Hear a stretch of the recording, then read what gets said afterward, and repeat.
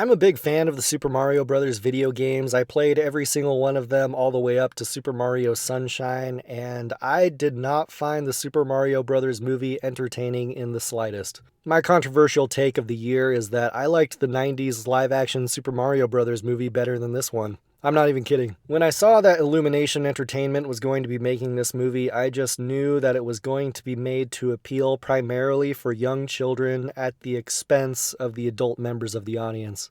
That doesn't have to be the case. Studios have been making animated films that appeal to both adults and children for decades. But some filmmakers just refuse to put in that kind of effort to come up with some clever jokes and interesting situations that will make the adults chuckle. The two words that come to mind when I think of this movie are low effort. The animation can be pretty cool in some moments, but the script feels like it was a late night, caffeine-fueled, I gotta get this assignment turned in 2 hours or my teacher's gonna fail me kind of a product. I hate it when adult characters in films talk in slang used by 8th grade boys in the early 2000s. We have these big, intimidating villains, kings who command armies, and epic heroes saying things like, dude, not cool, man!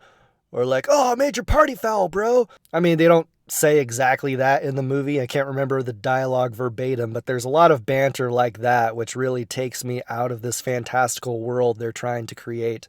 This movie has only one purpose, and that's to cram as many thousands of Mario video game references as possible into an hour and 30 minutes. The storyline was insanely rushed. Our characters are just flying at the speed of light to get to one location after another and introduce one character after another. This movie has no time for character development. They set up all these character arcs and they are either completely abandoned or resolved way too quickly. We learn, for example, that Peach wasn't born in the Mushroom Kingdom, and it may be that she is from Earth, and you think, oh, that's interesting. Is Peach conflicted? Like, does she feel caught between two worlds, and will she go on a journey to discover where she belongs? But no, it's never explored. It's mentioned once or twice and then abandoned.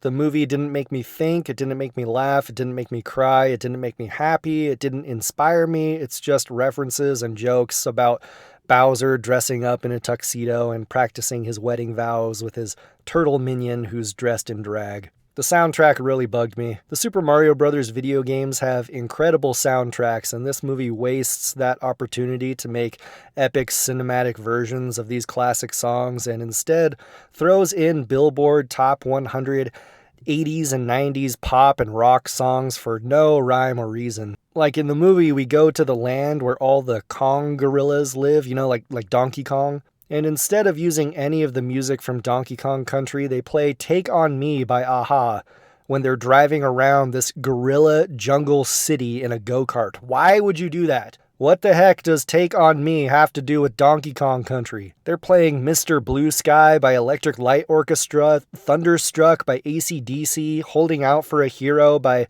Bonnie Tyler, and No Sleep Till Brooklyn by the Beastie Boys?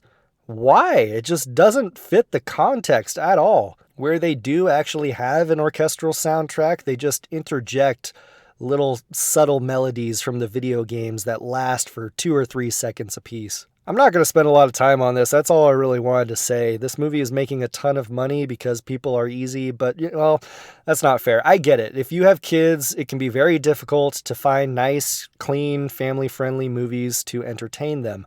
I support family films, but as a single middle-aged man, this movie has nothing for me.